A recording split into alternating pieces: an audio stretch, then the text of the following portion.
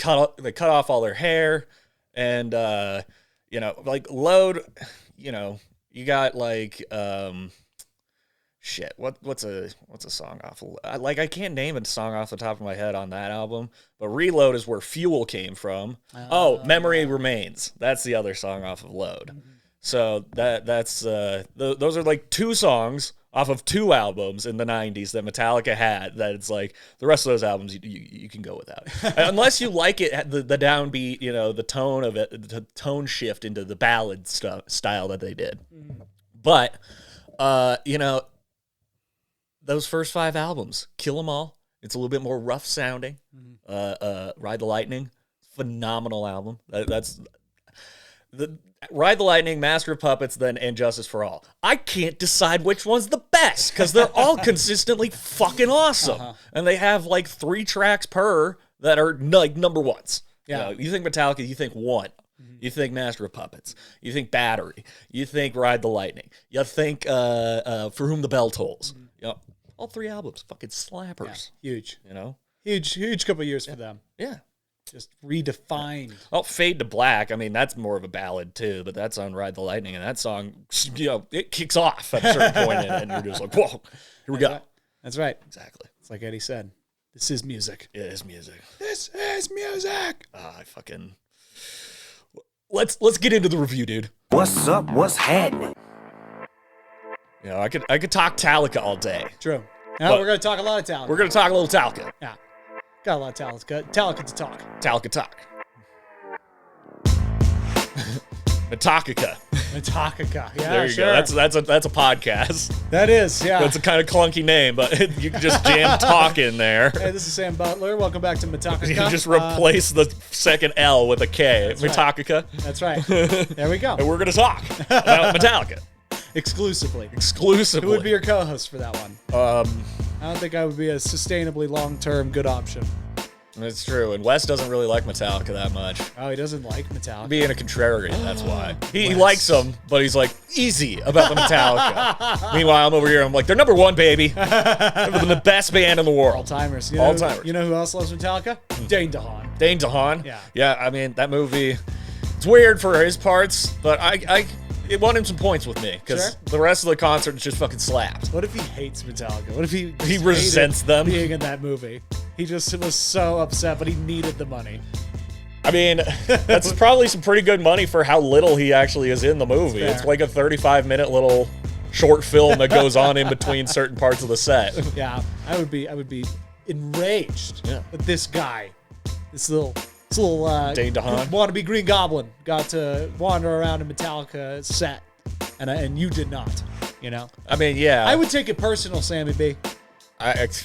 You want me to make it personal? Yeah. The fuck Dane DeHaan.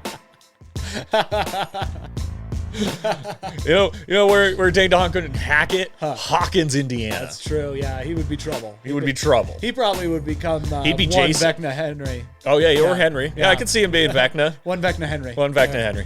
He's got 3 names. He does. Vecna 1 Henry. I like how they joke about it too. That was good. They were like, "Listen, we know what we did. You're gonna have to live with it." Yeah. That's what we're reviewing today, guys. It is part 2 of Stranger Things season 4. Oh my god, it was so much. 4 so great hours and 15 minutes of just utter glory. Just climax too. Oh yeah. Like that's the thing I thought about during the finale. I was like, yeah, this is longer than Doctor Strange, like a lot of Marvel movies, and like those have to lay so much pipe throughout the entire process, right? And so it feels so long. And this did not, because it was literally just the finale, but it was a finale that just never ended. Yeah. In the best of ways. It's funny. They took their time with every story. They hit all the beats. Yeah. This show had more false endings than Return of the King. really put that last 30 minutes Welcome to the dance floor, boys. Thank you, Cheats. Or at least the last 20, 15 minutes, because that's after the action. That's when it was really the denouement. Right. Lots of sadness in that denouement. Oh, God, yes. Jeez, dude. Okay, I'm going to just say, like, I'll get the teary eyes, sure. Like I'll get that sometimes when I'm watching stuff, and it's fine, and I'm glad because You get misty. It reminds me that I can feel, like it reminds me that like I can be triggered this way. Did you think that you didn't feel? Did you think you walled yourself off? Are you Pink Floyd building the wall? You just never know, man. You never know when you're just gonna go full psycho, But when I have those moments, I'm like, I'm okay. I'm going to make it through this, right? So I'll get those moments during trailers, dude. Right. I'm like Jude Law. I'm like Jude Law in The Holiday. I'm a weeper. Yeah, it's good. It's good to be a weeper. I always say if you. It's inconvenient sometimes where you're just like, Jesus. I was like, just hanging out. It was just like doing fine. And then all of a sudden. I always say if you can laugh, cry, and get a hug in a day, that's a good day, right? Well, that's a pretty good day. That's how you live, bro. That's how you exist. I don't know. That might be a little bit too much crying. Yeah, no. You cry every other day. Cry once a week. Cry opposite the days you masturbate. Sure. That's a good one. Oh, jeez. All right. Shit, I guess I'm crying every day. Yeah, I was going to say. I mean, which I usually am anyway. No, but so I don't think I've ever necessarily in a movie like gotten to weeping. Openly weeping. Yeah, I've never hit Solid. Jude Law status, right? And not even Endgame alone. Endgame, yes, but like Endgame was like, I mean, not in theaters because the first time we were so wound up, I didn't even cry. Right. Like Endgame was tough because like I was so satisfied with it. I thought it was such a perfect ending for those characters and for the story and all that stuff that like I got emotional just because of like the experience. I almost kind of like missed Cap and Tony's death, the weight of that, just because I was so just like relieved that we had made it, and we had made it and it was the best one yet, That was kind of the feeling I was having in those moments was like, this movie is perfect. Yeah, this is a little tangent, but I'm like, imagine if you stop Infinity War right before Doctor Strange says we're in the end game now, and then start Endgame from we're in the end game now. What a weirder movie that would turn out to be, because then you get the entire dusting and snap and everything after the credits roll. Like the ultimate cliffhanger. We're in the end game now. Bam. And then you start the movie from there. You see everybody, you're just like, what a fucking whirlwind start to a movie. And then they kill Thanos and everything. You're like, all right, there you go. It cuts to 5 years later. What? You get like 4 hours of a movie with that one, that cut. I'd watch every second of it. And you know what? The Duffer Brothers could pull it off. Yeah. The Russo brothers, they can do it. But the Duffer Brothers prove they can too. Brothers. But yeah, brothers in Hollywood, Yeah, it really Coens. works. It really works. You got the Coens, you got the Russos, you got the Duplases. Yeah, it's a good tandem if you can rock it. Yeah. But yeah, man, in this episode, there are probably like 5 times that like I could feel my rib cage, like really, really, really like out of control, which I just, it doesn't happen to me a lot. Yeah. Diaphragm just going spazzing. I was just like, and it was great because they were moments that were so worth it. And so, oh my God. Talk about payoffs. Oh man. And payoffs and just like, God, these actors are so good. So, we'll get right into it. Got episode 8. When Lucas is holding her, Max. Crippling. Geez. Oh, I mean, no pun we'll intended. Get into it. No pun intended. Yeah, true. Jeez. Yeah, we'll get into that more once we get there. But like that, I mean,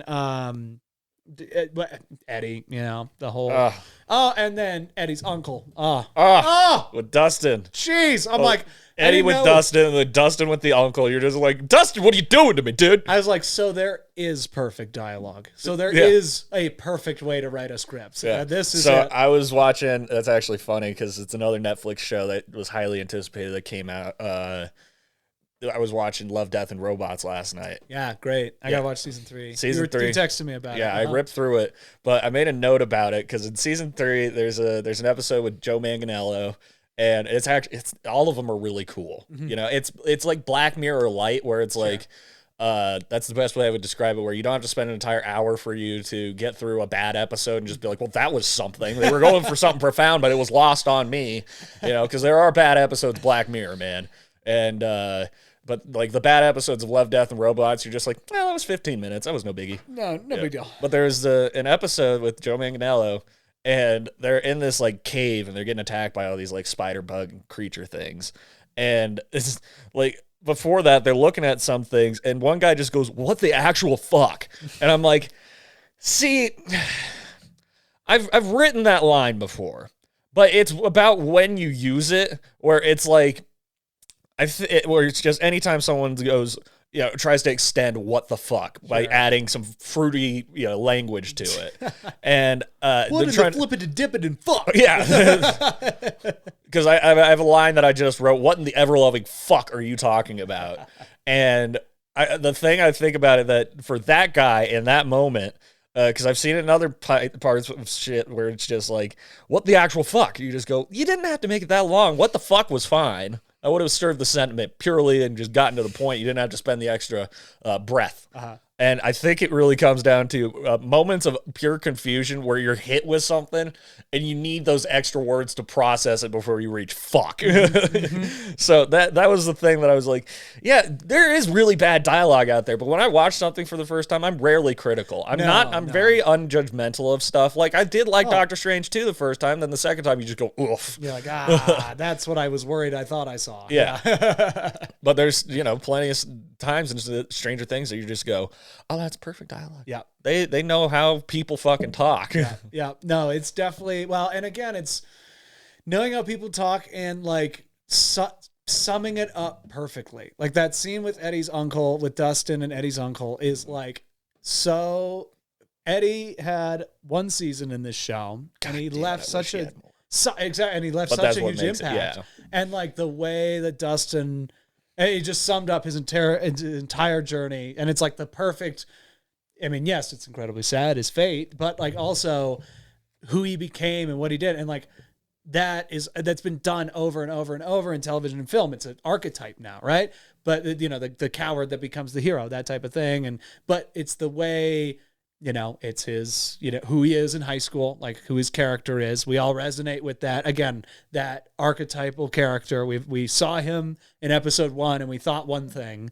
And then they do such a great job of like, yes, the Upside Down presents this unprecedented threat that like completely, that's what's so funny about setting it in high school is like in the first, there's been less and less bullying, but there's always like some form of bullying or popularity or something. Yeah. And then juxtaposed to the threat of the Upside Down. I know. It's like, that's the thing that I found so funny about Jason in this season was how much they didn't give a fuck about him. They hated him, hated everything about him, knew he was a problem. They were like, we got bigger fish to fry. Exactly. Well, you're Jason, no Billy. You're not involved in this shit. You're actively calling it, Christian shit, demonic Jason shit. Quite the ending. Oh, yeah. That made me go, whoa. Because that was right after the scene with Lucas and Max. Yeah. And you just go from crying to just going, like, whoa. Exactly. I'm like, oh, fuck. Oh, shit. Like, if you might be wiping tears out of your eyes and miss that. Yeah. If you're not paying attention. But if you see it, it is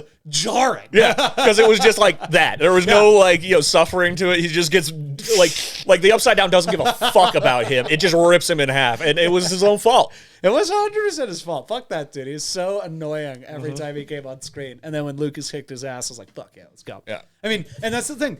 It's almost kind of like the Top Gun thing where you're like, this is based on the 80s. So I kind of think I know how this is going to go down. I don't think they're going to because I was telling you before, I was like, oh, the way they're setting Steve up, I don't know. It seems like Steve, and who knows? And also, that arc is going to be super interesting in season 5. I think it's going to be his season. I think 5. So, yeah. I mean, sure, he was like a big hero in this one. Right. But it wasn't his season. I feel like this season was Max's.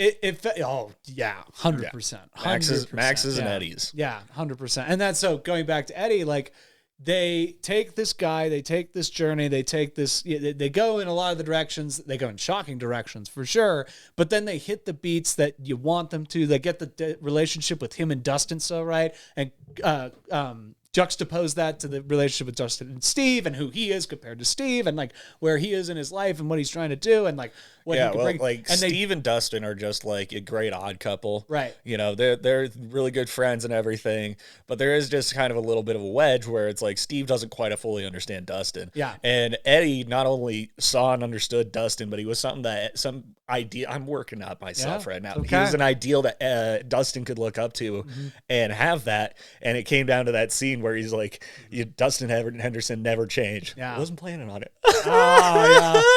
And he improvised that line, "I love you, kid," or whatever he said. Like, oh yeah, no, I get it, man. And then that moment where, Eddie's dying, and he's like, I didn't run. I didn't run, and like you gotta look after him. You gotta look after, and he's like, "Oh, I'm gonna," like Dustin. Eddie really was more for Dustin in a lot of ways in the grand scheme of the show. But Dustin has been Steve is like the physical hero. Yes. Dustin's the mental hero. Yes. Every time. Yeah. He comes up with all the outside the box stuff, and Steve will just charge in head 1st.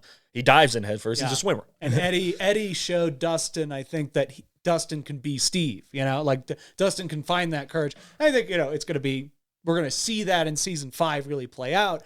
But then when Dustin is talking to, and like what's happened to Eddie, and like you said, how they fucking spin it at the end and all that bullshit, and Eddie dies this monster and whatnot. But like we know that's what's so fun about this show is how, and this is why I'm almost glad that Hawkins is still, well, not really. With the last shot, it's like, okay, come on, guys. At least the last feeling we had of the general vibe of Hawkins was that everybody was still like the dad's like, oh, that's all just the tabloids now. The news is just the tabloids. The fun part of that show is it's kind of like a superhero movie where like we're in on the secret. We as the audience can like look at these idiots and see that, and the tension of like having to get around them. I think it's hilarious that this is the 4th time that the kids have had to be like, I guess we're going with the spin. Yeah, exactly. Okay. It was an earthquake. I can't remember what the spin was for seasons 2 and 3, but okay, let's just get into it because I got a question that needs to be answered. So we're to assume Max has passed away. Here's what I think. Because of what Vecna did to her, I think that she's trapped within him. Because that was the thing that was said, was that Vecna takes more than just, your essence and energy. He takes your memories, your life, your soul, your everything. So I think that she's alive and can come back because all those other people physically dead. Right. I think there's a way they can bring her back. But it's got to be through the actual showdown with Vecna. Yeah. Because that was the thing that I noticed with Elle being in there was it's like, well, nobody's home, but the heart beats still, like that's the thing. Right. So it's like, I think there's a way that Elle can bring her back. Yeah. Waterworks really came in when it cut from Lucas to Lucas and Elle. Oh, that's what I really, that's what I was like, oh, fuck. Yeah, because Max was Elle's best girlfriend, I know. All the flash. I mean, talk about harping on flashbacks, but I didn't hate it. I mean, like everything fit perfectly, but I was just like, geez, there's a lot of flashbacks. Well, you kind of, it's like, did you forget? Because we're gonna make you remember. I mean, it is kind of nice to remember how young they were, in a way. Like, you get those flashbacks, you're like, oh, okay, like, I have context for how all this happened. But even then, it's so many flashbacks. So many flashbacks. It was like a clip show almost. But it didn't really take away from any of it going on. Well, because it's all in their minds, right? Yeah. It's all their memories. It's all the things. And then when she, Lucas is like, "Am I in the memory?" And she's like, "Oh, you might be," and then it's the snowball dance. Because again, it's like we know that from the show. Yeah, and the snowball dance, didn't that happen after Billy? That happened at the end of season 2, so Billy was still But even then, like they came in season 2. I thought they were specifically season 3. Never mind that. Yeah, no, they came in 2, and Billy was just an asshole and pretty racist towards Lucas. And then season 3, he got possessed. And that's right. That's ringing a bell now. It was hot, sweaty Billy Summer. Oh, yeah. 4th of July. 4th of July today. That's, hey, shout out Stranger Things Season 3 and happy 4th of July. Yeah. I guess. Man, it's just so much to talk about. So much. Yeah. I'm trying to... since we're still kind of on Eddie. Exactly. And we just came off Metallica talk. Let's talk about it. Dude... Well, that was the thing. I felt so fucking vindicated because I saw some trailer after I finished part 1, and it just had a little clip of Eddie in the Upside Down strumming a guitar, and I'm just like, oh, dude, that's gonna be the most metal thing ever. And I couldn't find it to show you, and I'm like, did I dream this? Yeah. Did I just conjure this up in my mind? You were a little crazy. Yeah. And then the real teaser trailer dropped, and I'm like, there it is, it's right there. And then when it was the first 3 fucking chords of Master of Puppets, I was like, let's go! Let's go!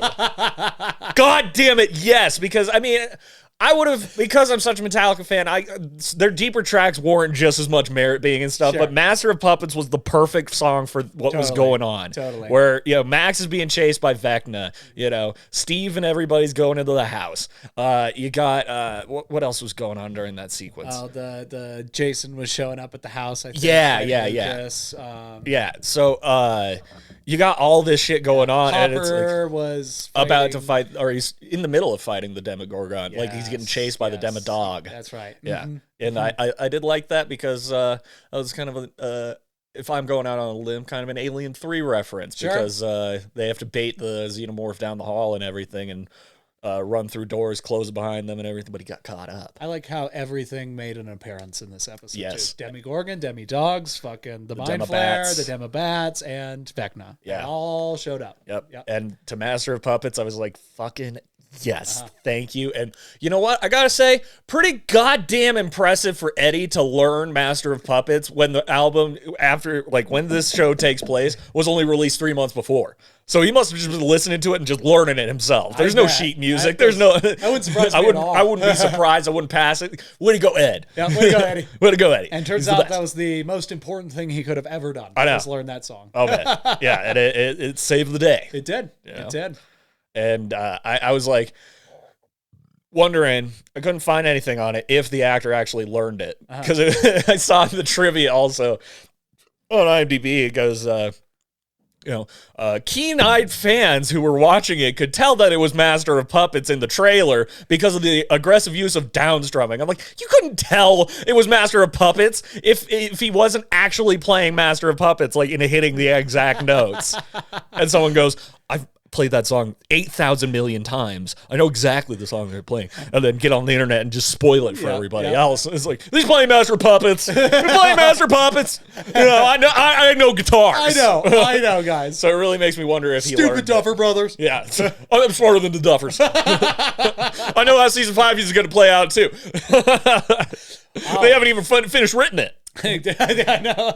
It's probably going to be the final season, though. Has to because they even said I was right. I said by the end it's gotta come out. It's gotta be coming. Yep, through. the Upside Down is coming out. There's no ignoring it, no spinning it. Yeah, and so many monsters.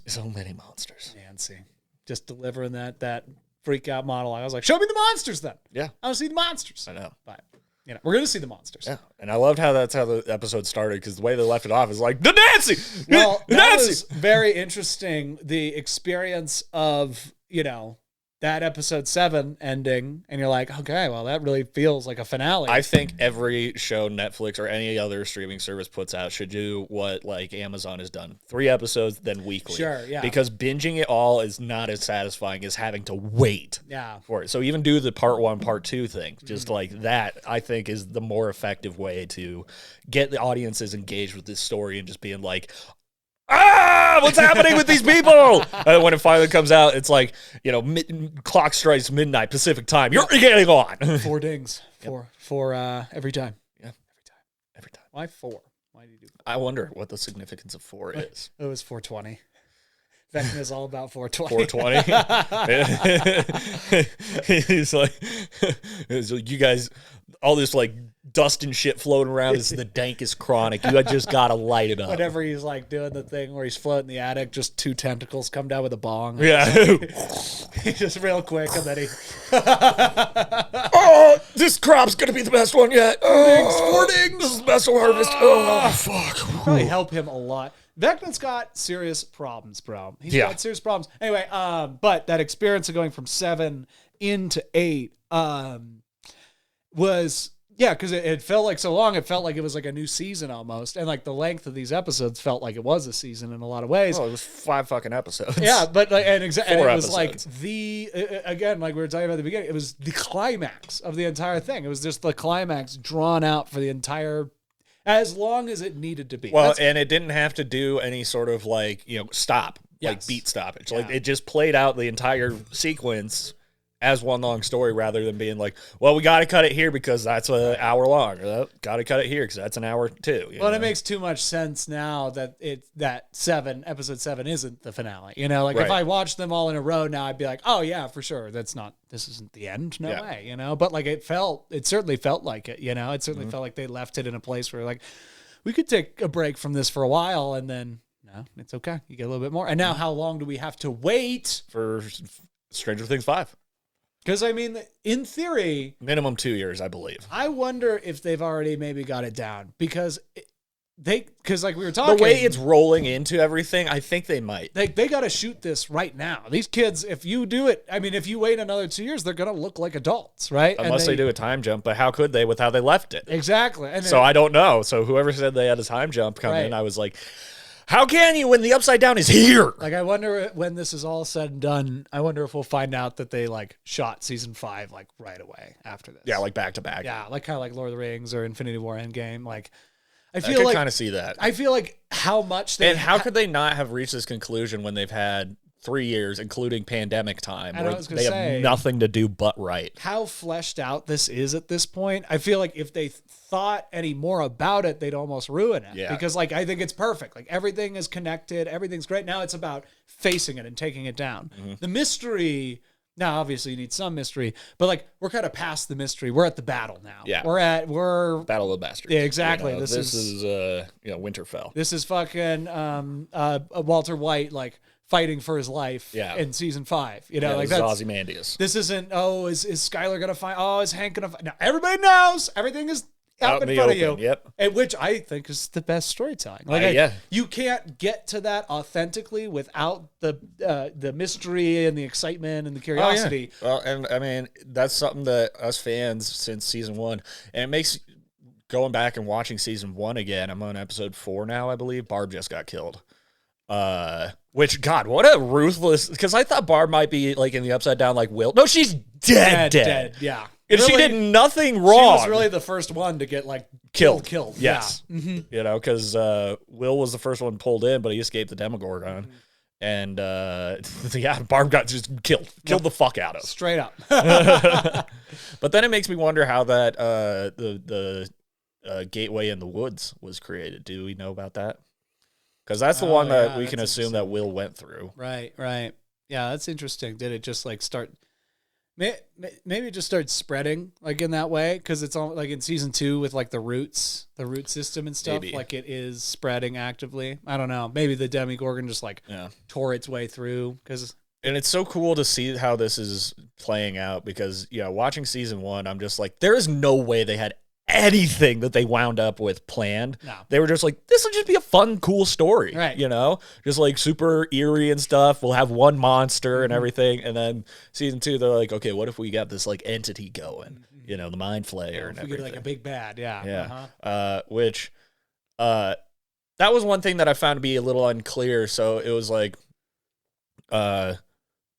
you and I came to the conclusion that Vecna and the Mind Flayer were not one and the same, and that Vecna was, like Dustin said, the 5-star general, while the Mind Flayer is the king.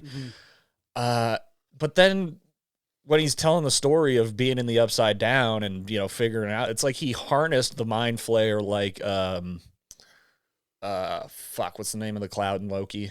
Oh yeah, the thing. Oh shit, I can't remember. But I know what you're talking about. Yeah. If you guys know Loki, the wolf cloud. Yeah, the edible cloud, the monster cloud. But it seemed like Vecna did that with the Mind Flayer and used his power against it and used that to bring everything up. But all the other monsters and creatures exist in the Upside Down anyways. But it was just another dimension. I think I think maybe what it actually is like a symbiotic relationship because I don't think he like. I think because he said I found something that allowed me to become the predator I always wanted to be. Right. So I think he basically found the cloud. He found the Mind Flayer. He was like, oh, shit, that is something for sure. And the Mind Flayer recognized that he was something for sure. And I feel like the Mind Flayer probably has... like, the Mind Flayer is the mind of the Upside Down, and Vecna learned how to harness the Upside Down. I think that's kind of what it is. So so that's where all the building of Hawkins Upside Down and everything started, where he probably was like... here's where the two dimensions connect because I went through it and everything. And and the Mind Flayer just like teamed up. Yeah, like they ran into each other. They recognized that they were looking for the same thing. He connected with it, and then he started looking for a way to he was like, oh, okay, now I definitely have the power to get back, right? And I got to get back to do what I want to do. And then so he just kept trying to push through, and then eventually L saw the Demigorgon in the blackness, touched it, that broke open the portal, opened it, allowed Vecna. That's what opened the portal. I thought that because I couldn't remember if they actually had her duplicate what she did with 11 or 1. Right? Yeah, no, she was just in the tank, saw the Demigorgon, touched it, and roared at her. She screamed, and then it broke open. Right. Which I think then started the root system that like Nancy and Jonathan go through in season 1, and the eventually becomes like at the pumpkin patch in season 2 and shit like that. That is basically, again, I'm totally guessing here, but based on what we were told, essentially Vecna is doing this. It's his idea, but the Mind Flayer, like his power combined with what the Mind Flayer is and to the Upside Down and all that, and the power it has. He can get through. He can start to push through, and I think a big part of it, why he wasn't the one necessarily being the face of it for a while, might have been, did he mention anything about that? I don't think he did. I think he was just like, I kept trying to come through. I kept trying to open the door and you kept closing it. And then I knew, because then season 3, I love how they connected every season into it. Because then season 3, he talks about how like they needed to show her, like they needed her to see or something like that. They needed her to understand whatever to get through the portal. Yeah, because when he possessed Billy, right, and what he says is like, "This is all for you. This is all for you." Exactly. Yeah, and then so I guess. Well, it's interesting, right? It's almost like the Mind Flayer is the president. Like it can make all the decisions and do all the things for the Upside Down. And Vecna is the general. He's the executioner. Yeah, but he is the executor. He's the mastermind behind it all. Yeah, he's kind of like it's interesting, right? It's almost like he found a company that was like really great. We'll back you, but like you work for me. But like you're the CEO still. I like you sitting in the chair, but like you work for me. Right. I think that's what it is.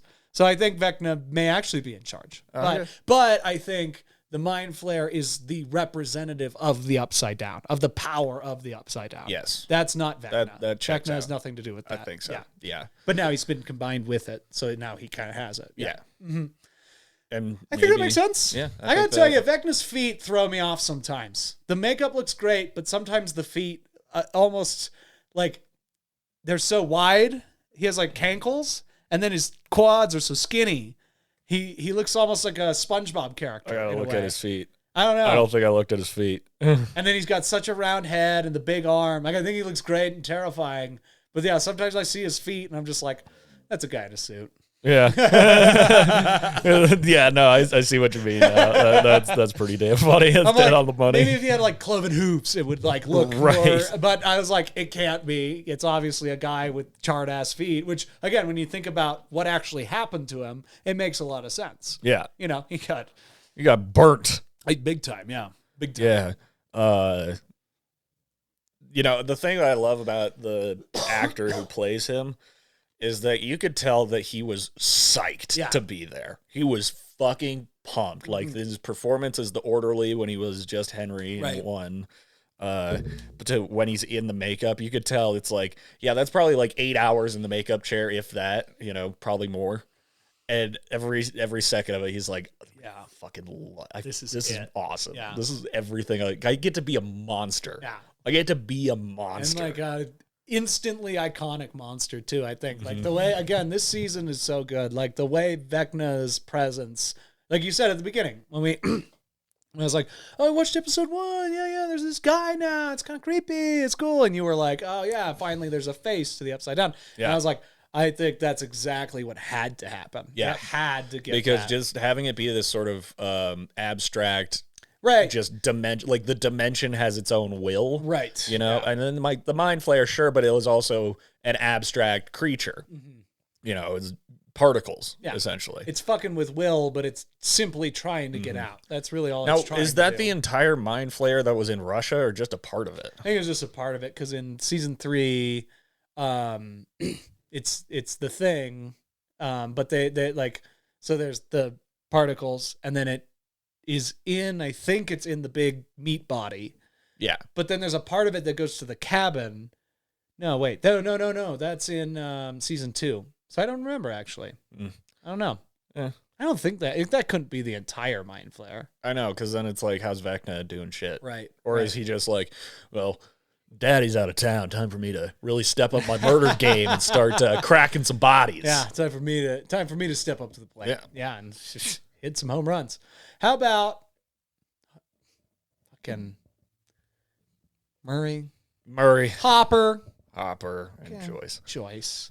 Got to tell you, buddy, What a trio. that kiss was a long time coming. And improvised. Was also, it? I saw that was I don't know. I said it like that. It was improvised. Improvised. Like, but no, they apparently Harbor, and that wasn't like in the script. Yeah, and I So- could see that being that Which is awesome. him and Winona are like, guys, this is the moment. This is when it should happen. What have we been waiting for? Yeah. You know? Yeah. And You know, I just- well, they're gonna wait till they get back to Indiana for this love that they've been holding on to, holding on to hope. Oh, man. You know, you gotta pay it off in some. It doesn't have to be full fucking. Yeah. But this has to be the moment that they kiss. That's right. Like they can't just be looking at each other and just be like, "All right, back to business as usual." Time to kill some demons. You know, and then just have Murray interrupt them. That's right. No. They handled it perfectly. It was it's beautiful. Hopper was a big tearjerker for me. This one, you know, his journey was.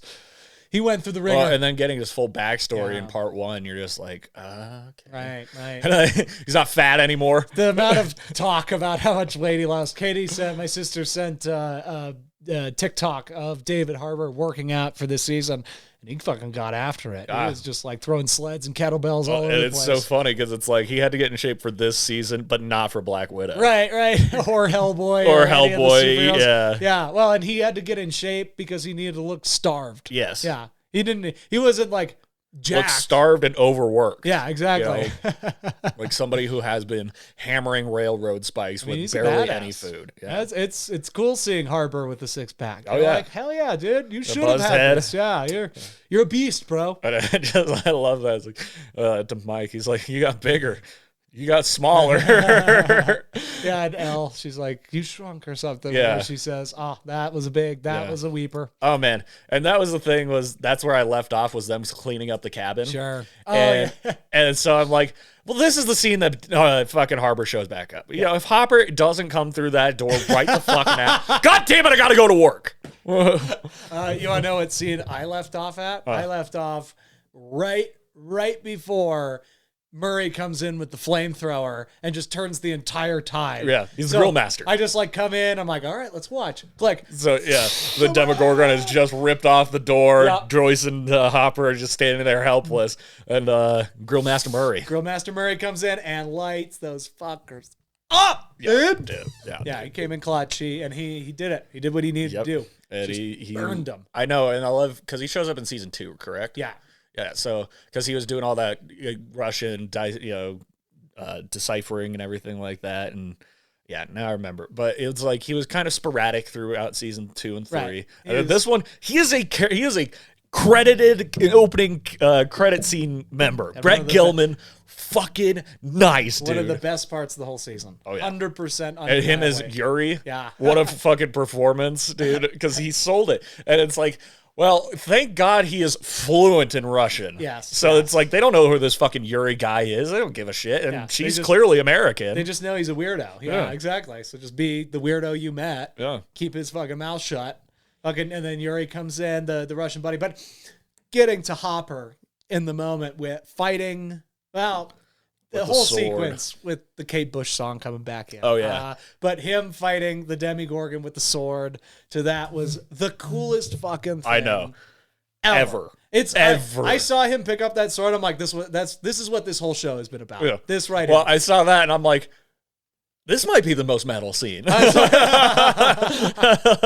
Oh man, one was with an axe. This is with a sword. Yeah. And he's just fucking. One was to Master of Puppets. This is to Kate Bush. Kate Bush reaping millions of dollars in royalties over this fucking season. Okay, let's critique the teenagers, the young adults, real quick. The coming in with so Nancy shoots Vecna three times. I loved how they fucking referenced Halloween. Yeah. Where he hits the ground outside the window. Look, he's gone. Gone, yeah. I was like, that is so ripped out of Halloween, and I love it. I was like, Nancy, you either shoot his head off, or Steve, get in there with the axe. He's weak. He's on fire. Just take a big swing. Yeah. And this is done. Yeah. This is only over. body shots.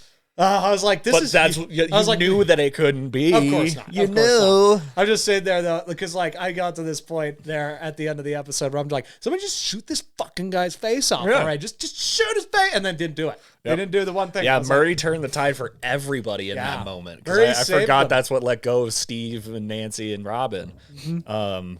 And the bats died. Yep. Yeah. Yep. And the bats went down. Yeah. And then Hopper just chopped. a little too late, man. Yeah. Jeez.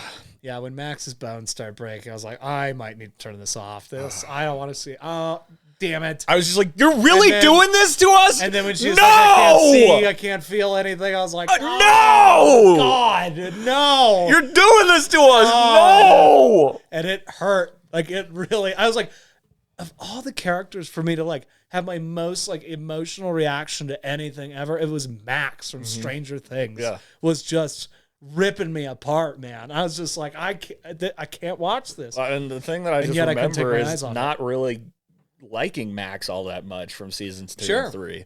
Because, I mean, well, that's the power of the show. That's how good they are. They did it with Steve. They did it with Steve, yeah. You know, he's such a dickbag in season 1, dude. And now he's MVP. Like his hairstyle and everything, top to bottom. Team B, Steve Harrington is a fucking douchebag on wheels. On wheels. And now one of the most beloved figures. Yeah. In all of he's my fave. 100%. You know, and like I felt a lot of relating to Steve in this with like how connected he is with the kids, but mostly being friends with Robin and Nancy. It had to be pulled out of both of him and Nancy that they had feelings for each other. But Steve was just honest and there for her, and just, you know, non-judgmental of Robin and her lesbian situation. Right. And I'm like, that's the guy I want to be. And that whole talk with them in the woods where he's like, I wonder if somebody hit me sooner, that would have been different. But you gave me the biggest thump on the head ever, and I'm a better person for it. And I'm like, yep. Yeah, man. It's it's like the jock had to go through our high school experience with pretty much with the kids. Yeah. It was a reverse order of going from partying to hanging with nerds. Finding that you are a good man deep down within. That's right. And and then the part where Robin's talking to the other redhead girl when they're helping, and then Steve just gives that, he's just folding, he gives that smile, and just like, fuck, that's what he's a fucking good ass dude. That's a good friend right there. That's the man. And then she did the same for you, and you both pat each other on the back, and I mean, it's gonna be very interesting to see what happens. You know Nancy, what? Jonathan, interestingly, got me to cry was them volunteering. Yeah, that interestingly made me cry. I was just like, these are just fucking great people. Like, who just stops by and just goes, is there anything you need us to do? God damn it. There's not enough people like that out there anymore. And they've done more than enough. I'm not even one of those people. Yeah. You know? Oh, man. I'm just thinking of all the things for season 5 now that come. I mean, like, oh, geez. Like, because the Upside Down, it's happening. Right? It's happening. But meanwhile, you have the love triangle has been reignited with Nancy, Jonathan, and Steve. Yep. You have Lucas with Max, and we don't really know. I mean, the fact that they're coming through means that she's not good. She's not in a good place, you know. Yeah. The fact that Elle can find her. We've got, the fucking Jack Sullivan military guy. He's got Paul Reisner. He's coming. Oh, yeah. For Paul Elle. Reiser. We don't know. We didn't see him after episode 8. Yeah. Yeah. And I think we're to assume he's probably getting cooked in that toaster. He's probably oh, shit. I forgot about that. Yeah. That was a brutal scene. That was really horrible. I was like, oh my. And then with the guy, I was like, I might just die at this point. Well, Like, yeah. Well, the guy in the box, I was just kind of like, you've been well, through so much. Sullivan, I'm like, hey, man, you know what your people have been through, and you're going to put another brother in a fucking hot box? Fuck you. I mean, of course, this is a racially charged way of looking at it, but definitely, I'm like, hey, man, Hey, man. you don't even see another brother. You're just like, give me the information. Hey, that's his job, man. That's his job. Yeah, Real he's piece of work. But I mean, the moment he shows up, he's gonna see the apocalypse happening. And what's he gonna think? Elle did this. Oh, we gotta go after Elle. You're gonna turn your You're really gonna be like, You're gonna that, keep or you're doing just gonna this? come to her on your knees, Yeah. begging to any kind of help and giving her all the resources. Elle's quickly become. Let's one see of some my- military fight some demo bats and other demo creatures. Yeah, they're gonna get fucked up. It's not even. Oh yeah, it's not even a question. Like you got to burn their exoskeleton off to do any kind of damage with regular weapons. Elle's one of my favorite superheroes of all time. Oh yeah, Yeah. That's the thing. It's like this is a fucking horror sci-fi show, superhero show, and family show. You're my superhero. You're my superhero. I love you, Mike. Mike. Yeah, Mike's journey. Mike and Will. Mike's journey was kind of lame for me this season. I'm gonna be real honest, because a lot of it was him up his own ass. Can't say I love you to Elle, and he can't connect with Will. It's like, pull your head out of your ass, man. Yeah, you're the problem, dude. You know, and it took Will giving him that painting, you know, for him to just be like, huh, I think I might be more than I think I am. Because he's going through this like horrible self-esteem issues throughout the whole season. And it's like, Will just lays it out for him. He's like, you think you're going through self-esteem issues, motherfucker? I'm gay. I'm in love with you, and I know that it will never happen. And I have to support you with the love of your life. Yeah. Which, I mean, that's a huge thing for Will. Yeah, Will's the man. Will's killing it. Yeah. You know, again, Will has to take out the mind flare. There's I know. just no doubt. Well, and seeing him touch the back of his neck at the end, I was like, ooh, Well, again, get Will to be the bookend of this show. it's Will and probably Elle teaming has to up. be, yeah. Oh, when Will and Elle hugged after they found her at the con, that was another one where I was just like, oh, we didn't see too much of it. We didn't, because it was just too much at the beginning, and Mike was there. And it and was just like bullying. quick jump. But to like it. they are so important to each other, and they know it. Like they know it's never like Will versus Elle. You know, it's just like they happen to be going through some shit at the same time. when and, Elle recognizes Will from the picture right away in season 1, I mean, I feel like that's her just being like, I'm bonded to this kid. Yeah. Like, I'm still fucking, I can't even really talk all that much, grasping it. But I know one thing, that if that kid's out there and this people are looking for, I'm finding him. Yeah, You know, anything that I can do. and then why do I keep forgetting his name? Pizza Surf. Oh, Argyle, dude. Argyle. Oh, my God. Him with the other Argyle. stoner guy in Nevada. That was such, my dude. Pineapple pizza, dude. Elle likes pineapple pizza. Rock on. She eats it. She goes, oh yeah. Oh, that's yeah. fucking good. That's Yeah, what was the line that he says? It's like, don't knock it till you try it, but it's like, it's fuck, what is it? I can't remember. I can't remember. Yeah, it's basically that sentiment. Yeah, though. it's basically that sentiment. I gotta see it. It's like Argyle. It's so good. I love pineapple on pizza. I'll die fighting for that. I think it's perhaps my favorite pizza. And I love pizza. Pizza's my favorite food. Every pizza's great, but pineapple pizza is something else. Man. People that don't like it Without the ham, with pepperoni, I'll give it another whirl. Sure. The Canadian bacon on pizza confounds me. I get the other cured meats, salami, pepperoni, you know, even get spanakopita up in there, if that's even what the fucking thing is called. But Canadian bacon, take a walk. You love it, dude. Come on. No. You gotta eat it. You gotta have it. No. Ba-da-ba-ba-ba. Okay, Brian Cox. Oh, God. What is it? Argyle. Argyle's the best. He is the best. I can't find the exact quote. I love how That's a once bummer. he finds out about the superpowers and it's all proven, he's just like, he is probably the most on Don't board. deny it until you try it. That's Yeah. what I think Oh, it is. yeah. Don't deny it until you try it, man. He needs to be in everything. Yeah, and I mean, that guy in this role makes me want to go watch the Netflix movie called The Package with him in it, and it's about him and a bunch of other teenagers. The Workaholics guys produced it, where they're in the woods, and I think he's tripping balls, but he's taking a leak, and he's got a knife, and he's swinging it in front of him, cutting his pee stream, and then cuts his own dick off. Jesus. And they have to get out of the woods with his dick on ice to save his dick.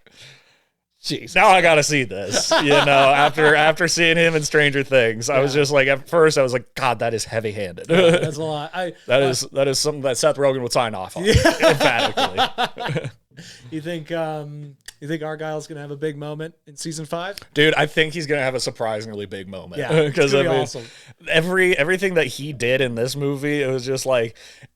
I don't know if he could do this if he wasn't stoned. Yeah, exactly. It was like, hey, my dudes, check it out. Those tire track marks, they're not like regular tires, man. See that? Yeah, I can see that happening. Oh, yeah, 100%. I love it. I love that they can keep adding characters. Eduardo Franco. That's his name? That's the actor's name. Is he Hispanic? Is he Polynesian? Is he Hawaiian? I mean, I guess that's Polynesian. I can't. He's from Arizona, so I would think either or maybe Native American. I was thinking native, yeah, that's what I was and or Mexican or both. That makes sense.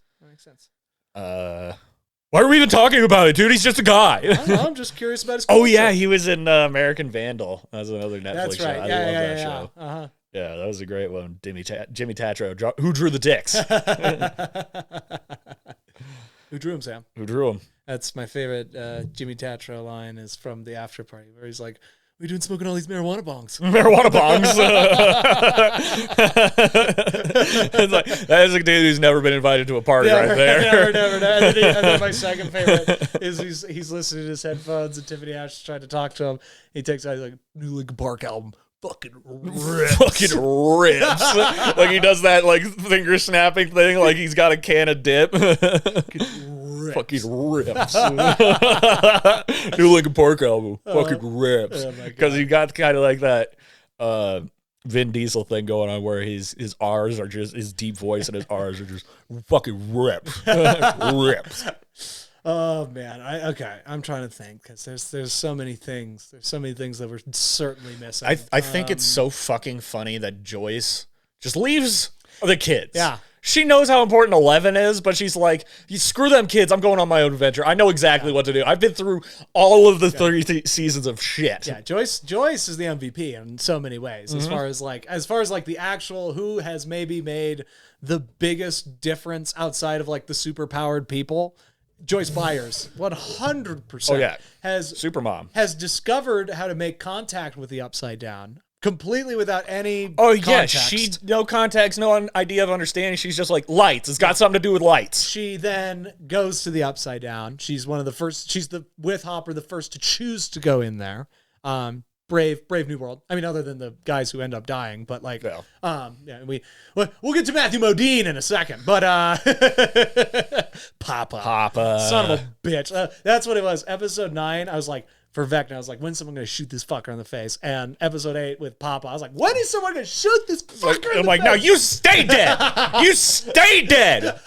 You stay a dead ass Papa. But we'll get back to it.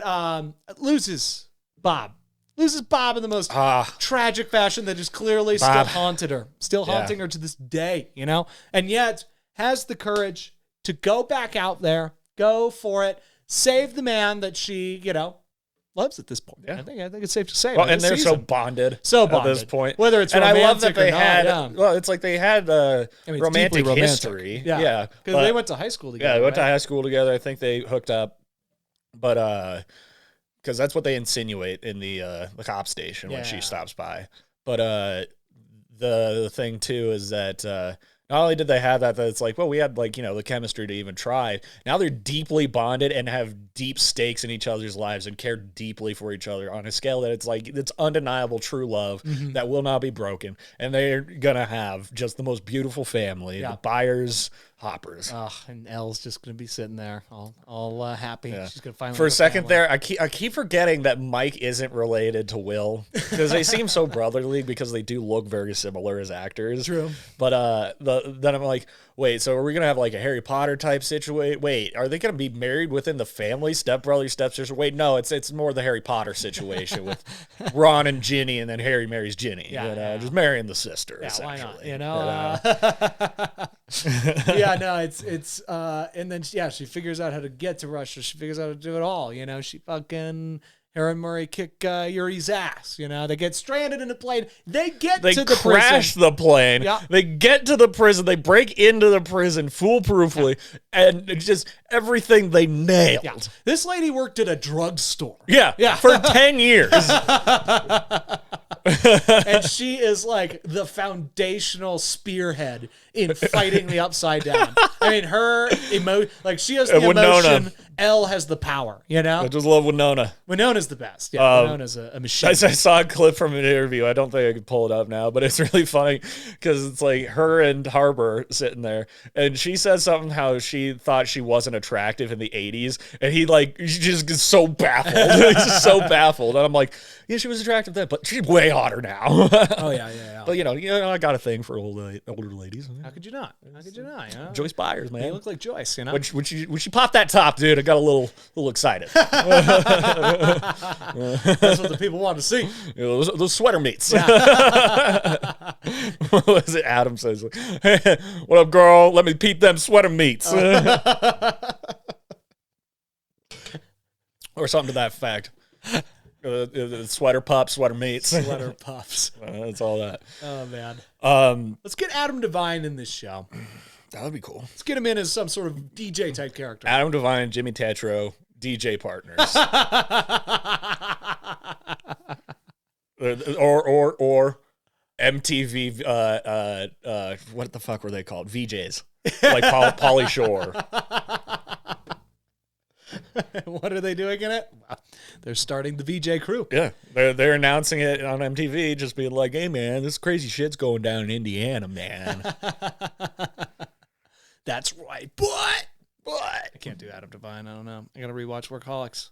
Get his voice down again. Yeah. Welcome to my house. So stupid.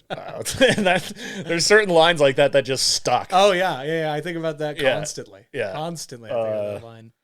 God, what was the other one that I was thinking of and I was telling my dad about, that it was just one thing that he said that we say all the time. I can't remember. So I guess we don't say it all the time. If I can't fucking conjure it from my brain right now. What do you think? Who are going to be the new characters in season 5? Who are going to be like the Eddies and the Argyles and the... That's an excellent question. I wonder if they'll draw from like background cast and Hawkins. Interesting. I hope Mama Wheeler gets a huge part. Oh yeah. Yeah. Get Mama Wheeler in the whole thing. Yeah. In that one piece swimsuit. No matter what. She's always in the one Cara piece. Buono.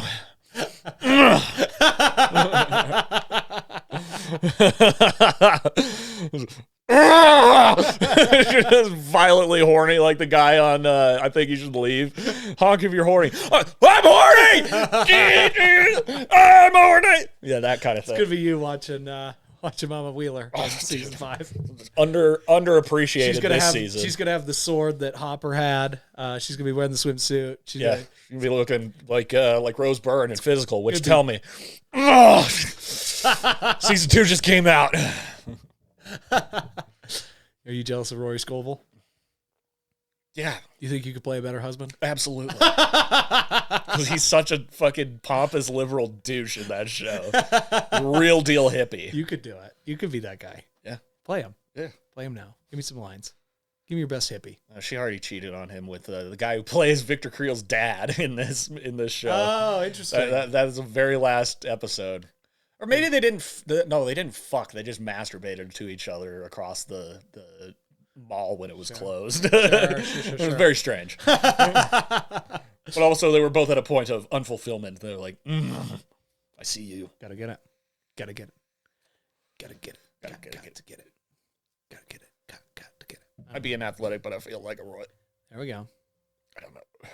What song would you play on the guitar to scare the bats? To bring the bats in. Yeah. Ooh, You can't play Master of Puppets, obviously. is Metallica still on the table? Mm, Ooh, no. Painkiller by Judas Priest. there we go. There we go. But it would be with the drum set. It's just the double kick pedal. Yeah. Painkiller. Here comes the painkiller. This is the painkiller. I could do a good Rob Halford. I think I think the bats would have to come see what was going on if you Winston were doing got that. excited about that. Winston! You can't come up and sit on my lap and lick my face. I know that's exactly what you want to do. Winston! Not scooting out this chair, bud. Not scooting it out. Got to have boundaries during the cast. During the He's pod. really trying. He's really trying. He wants it. He wants He's it. really trying, bud. Lay down. Give Lay it down. to me. Lay down. Give me your lap. No. Give me it. He really wants to. I don't want to scoot the chair back, though, because it's really hard to scoot back in. I need one of those plastic mats on the floor. Okay, but then Caleb McLaughlin as Lucas. I think he had probably the strongest performance of like the main boys. The cast. four, yeah. I think this was his biggest season for sure. But on the back half there, 100%. Oh, for sure. 100%. I mean, not that they ever didn't make Max and Lucas seem like a legit couple. They always did, but they were just like, they got together pretty quick. Lucas kind of beat Dustin out for Max, and then it was kind of that, and then they're a happy couple, and then Billy dies, and Max obviously is going through something, and Lucas goes and becomes a jock, right? Simple. Very Again, the show isn't overcomplicating the meal here. It's giving you exactly what you want, exactly what you hope to see, and then really knocking it out of the park with how, again, that sort of dynamic that does happen in high school a lot. You know, you see it, how that interplays with the upside down coming through and them knowing about it. Again, one of my favorite things about this season as a whole, I think I said it in the first episode, is just how they're ready. Like, it's no longer like, they're like, this is what we got to do. Yeah. We can figure out the problems in about 2-3 hours, right? And then we got to solve them. Yeah, and then I just love how the story of season 4 plays out. A story, C story, and B story. I mean, I don't know why I did that out of order. It's stupid. A story, C story, and G story. G story, yeah. But it's funny hit the G because story. it's like everybody embarked on each of their adventures totally independent and without any contact with each other. Mm-hmm. But for oh man, what was it? That's right. They made the call with the Sam Owens lady agent friend. Mm-hmm. And that's when Hopper figured out that, you know, Elle is going back to Hawkins, and then, well, maybe we can help right here. We got to break back into that prison. Like, that is fucking stroke of genius. They're on their own thing, and then they're like, oh shit, this actually pertains to shit we went through, but we're out of here. Right. Oh wait, we know how we can help. Yeah. And then, you know, Well, they stop off at the surfing dude. You know what it's really similar to is Lord of the Rings, you know? Yes, exactly. Yeah, it played out a lot like Lord of the Rings. Because all those stories were told independent of each other. Right. You got the Rohan, Gondor, and well, and they say it in the Mordor. Hobbits. Yeah, exactly. And they say it at the beginning of Return of the King, where Aragorn and Gandalf are like, let's hope Frodo's alive. Something tells me he is. We got to do something, but like, we don't really know. Yeah, You know? And then by the end, oh man, dude, that parallels so fucking well with Hopper in Russia. Yeah. With a sword charging the Demogorgon, basically going, Pharrell! Stuff for Frodo, dude. Oh my god. They're so good at this shit, man. They know exactly what they're doing. Fuck the Duffers for being this awesome. Being this and then great at what getting they to do. it and bring it to life and just executing beyond belief. Yeah. They have to be on top of the world right now. I know. But so going back to Lucas and Max, so you can't have the impact that we got in the last 2 episodes without having split them up for most of it. Like when he comes back in Dear Billy and he's like, oh shit, okay, like no, I know my priorities now. And then we spent a lot of time with him just running away from Jason and the jocks for a while. But then with Max knowing that she has to face Vecna again, and just like everything that they both went through separately and then bringing them back together, like that was another one where I was like, oh shit, like these are the 2 most important people in the world to each other. And like they both couldn't really, they knew that, but they couldn't really see it till now. And now like we, like them, are feeling like this could be almost too late for this to be happening, you know? But like that adds that weight and adds that level. And then what, I can't remember the actors' names, but Max and Lucas, what they are able to perform and play out. Sadie Sink and Caleb McLaughlin. Caleb McLaughlin and Sadie Sink are exceptional actors. Oh, yeah. I mean, like, the acting in this season was some of the best acting, period. Yeah. Oh, yeah. Period. Mm-hmm. And it was fucking amazing. And I think it's nice that everybody really has some serious ownership of their characters now. Yes. Like, again, it's like them being able to figure out the upside down in the show. The actors can figure out what's going on with, like, Joe Carey can get into Steve like that probably now, you know? Every one of these, Millie Bobby Brown as Elle, she probably is constantly talking to the Duffers about Elle and evolving in, because that's probably to them the most important character to keep in mind at all times. But like, the way that comes across on screen, I just think it's clearly very hard to do. I think a lot of people don't succeed at it because it's a very difficult thing to do. But if you can, it is maybe, for me, the most satisfying way for me to spend my time is to watch these performances and these stories. Like, I just feel Steve, great after Joe watching Keery it. taking over ownership and basically having to go through what they did with Aaron Paul in Breaking Bad, where it's like, honestly, I'm sure they planned to kill Steve off until they just liked Joe Keery too much, and then they're like, let's do the Michael Scott treatment and keep him here and kind of dial him back, make him, Let's develop. find And what's I'm sure great he about pitched him. it where he was just like, I mean, what if he just kind of becomes part of the gang now? Right. You know? Yeah. 'Cause, I mean, after being involved with it at all, it's like, Yeah. how can he not? You at least got to be a little curious. Let's talk about Brenner. Papa. Sure. So one thing, and it was funny because, we were talking about writing and everything. It's like you were saying earlier how if they tried to keep this show going past 5 and try to force it away from its natural conclusion. Like, you know what the worst thing would be is if it's they did season 6 and they made it all about those like weird punk girls that Elle goes with in season 2, which is the lowest reviewed episode of the entire it's not series. even close. It is hated by the fan base, dude. It's worse than I hate the Fly episode of Breaking Bad. Though I did love the part where Elle sees Hopper again and he's like, "What do you think of I copied your look. What do you think?" And she's like, "Bitchin'." And I was like, "Oh," then I started crying. Yeah. I started really crying. But that has not much to do with those punks. Yeah, but to my point, it's like, it was something that they said in film school to me where it was like, the final draft is just the most recent draft because you can never be done with it until you just decide to slam the laptop and go, it's done. Mm-hmm. It is done, because if you keep laboring over it and over and over it, it will unravel or become something totally fucking convoluted and fucked up compared to where it is right now at that point where you just go, all right, it's good. Yeah. I feel like Dr. Brenner is the guy who keeps writing. Keeps writing when it should have been done. Where he's just like, okay, Elle and Owens she lifted Nina off the ground. She's got her powers back. And he's just like, nope. She's not ready. She's not ready. She's not ready yet. So I'm going to betray Owens, and then I'm going to betray her, and then I'm going to betray her again. I'm just going to keep betraying her. That's and I do it because I care for you deeply. I loved you. You're my child. Oh, my God. It's like, no, Get this no. thing out of Get here. out of here, Papa. I liked what one said. I liked what Vecna said, where it's like he was, a talentless man who had to, like... Yeah, you rely on other people. Yeah, he had to find the talent in others to find meaning in his life or That's something. really it. Yeah. And it was like, that's basically it. Because, like, I don't doubt that he's telling the truth in his mind that he loves Elle and all that stuff, but he's a fucking psychopath. He has know no what concept love of is. what actual normal love is. Exactly. He's in his only world, focused. his fucking fucked up world. Yeah. Worldview and everything. What he's doing is totally fine. Yeah. Oh yeah. Well, it's a means to an end, right? And again, that episode could have been the finale of the show. You know what I mean? It's like, how that wraps up for Elle and whatnot. And yet it's like, oh, no. We just need to close that real quick so that she could go fight the real big bad guy. Big bad guy. But still, Papa's quite a pain in the ass to get away from. That guy. He is tenacious, to say the least. Once he gets his claws in you, he really does not let go. He's tenacious. Yeah, he is. When he walked down those stairs in the first half, I was like, oh, Jesus.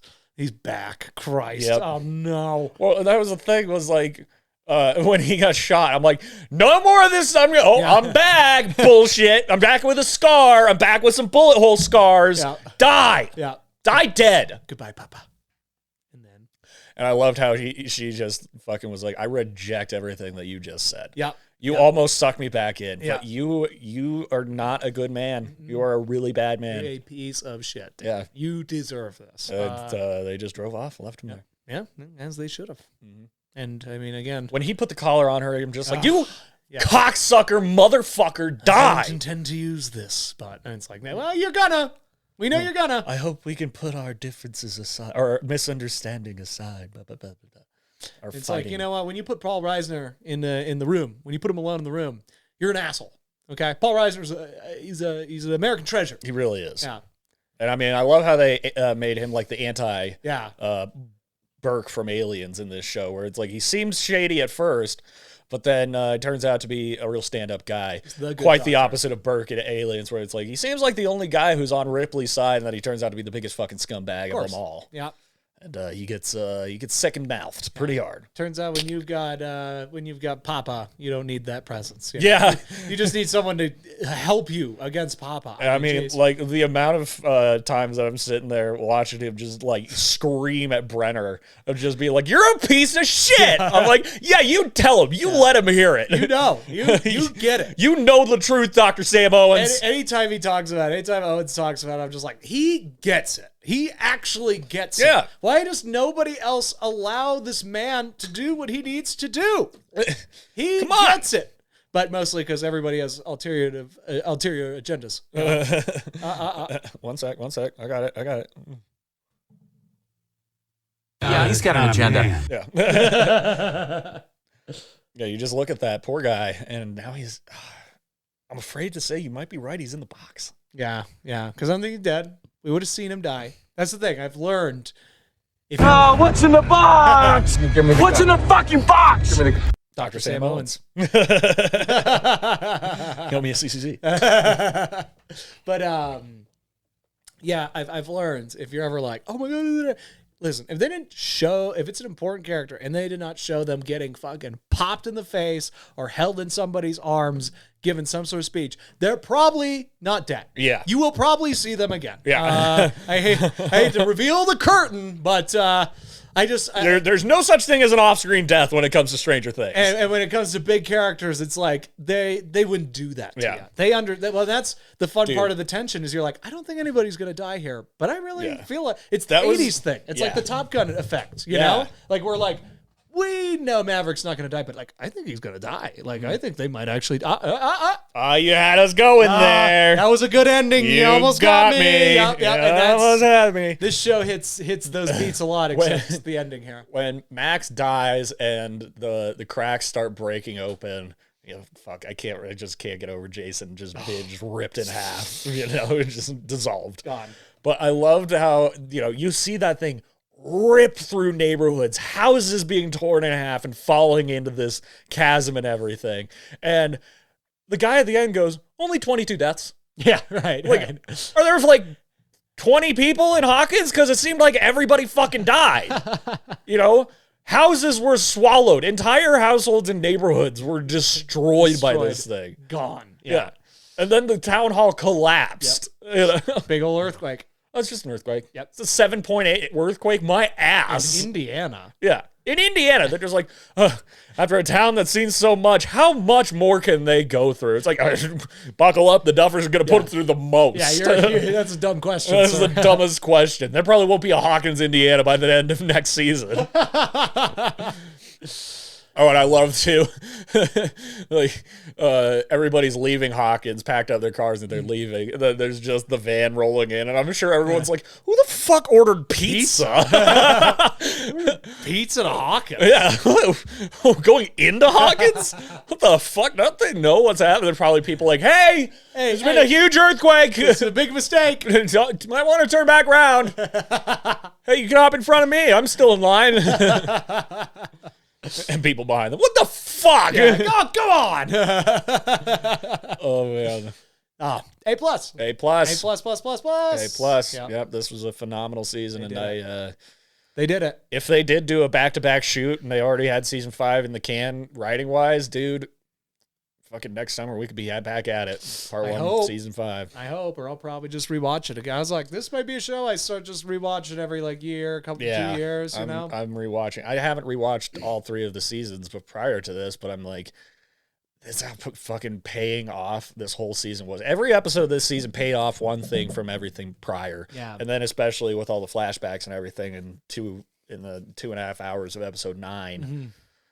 Which, dude, fuck the page count. Fuck the page count. Fuck the page count. Yeah. If that's what they're gonna do to us, just dangle that in front of us. Here's a movie, an episode of a TV show. Yeah. Fuck the page count if the pages are unbelievable. You know? It's like if for those listening, that's what they. Not just film school, but people at festivals and shit that we submitted scripts to. They're like, it's a little bit long, and I'm like, it plays exactly like an half-hour show. So, just because the dialogue is like taking up chunks of the page doesn't mean that dialogue won't be read in half of a second because these people are talking so fast. Exactly. Like how normal people talk. People talk way faster now. I've noticed because if you watch some old stuff, you're just kind of like, it'll take a while to drawing this one little sentence out and that response, the call and response. A little odd. A little strange. Probably because we're all instant texting everything and face gramming and bopping. Twitter talking. Yeah, all of the above. All the above. But yeah. Anyways. Yeah. Anyway. But anyway. Real exciting. Yeah, I'm real exciting. But anyways, I didn't even say the page count rule. It's 1 page equals 1 minute. Yeah, that's complete fucking horseshit. That is complete fucking horseshit. So for all of you aspiring writers out there, take Stranger Things as a perfect example. Fuck the page count. Take as many pages as you need to tell that story in an episode or a movie. Yeah. When in doubt, just remember everyone's wrong. Yep. And you are right if you're telling an amazing story. That's right. That's all that matters. That's all that matters. So, with that in mind, I gotta go. Thank you again for tuning in to another episode of DMT Reviews, which on YouTube, smash hit. Our flag means death. We got like over 200 views last month. And that's solely because of Pride. It's solely because of Pride. That's the most Pride show of the year, I would say. They watched it. They watched it. That's some eyeballs on it. And then someone left a comment and then deleted it. Because I'll pull it up here on my YouTube notifications for DMT Studios. It's really kind of a bummer here, man. So you don't know what the comment said? I know a fraction of it. It gets cut off, so it's like. Commenter WC-PO commented, Sam is great at impressions, and I'm also so happy that OFMD was renewed since this review. You guys are so thoughtful and funny, and hearing your perspective on this show gives me ... And the comment is gone, and I'm like, that would have charged me for fucking weeks, man, to see the whole thing. Why'd you delete it? Guess what I hear out of that? You're going to be a fucking impressionist. God damn it, dude. And it's exactly your whole thing where you're just like, Sammy does impressions. That's his entire career for the future. He's going to be the Frank Caliendo. Just living in Vegas doing impressions forever, man. Give me some Christopher Walken. Come on. Go listen to DMT. Don't miss this podcast every Thursday. This every Monday. Nice. And, of course, now do John Mulaney. Table reads. DMT Table Reads Unexplainable and John Mulaney. And be sure to like, rate, and review. Subscribe to DMT Studios on YouTube. Now do Queen Latifah. Fuck. I can't even remember the last time I saw Queen Latifah in anything. I know that she's the new Equalizer. And she's in is she in the new Hustle movie with Adam Sandler? I think she's his wife. I'm pretty sure. Okay. It's just a good movie. Was it? Yeah.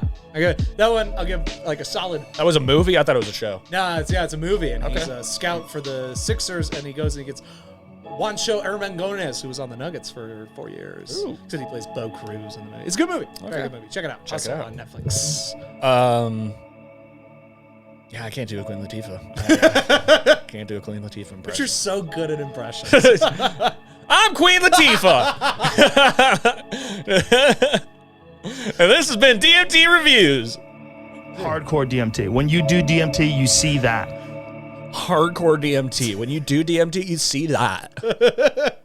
Joe Rogan does sound kind of like a Valley girl. A little bit. Yeah. He's like, oh my God. Like, can you see the power in this chimp right here? Jamie, pull it up. The power in this. What power? I mean, he could rip your eyes out with no question. Take it sleazy, Mayor McCheesy. Love you guys.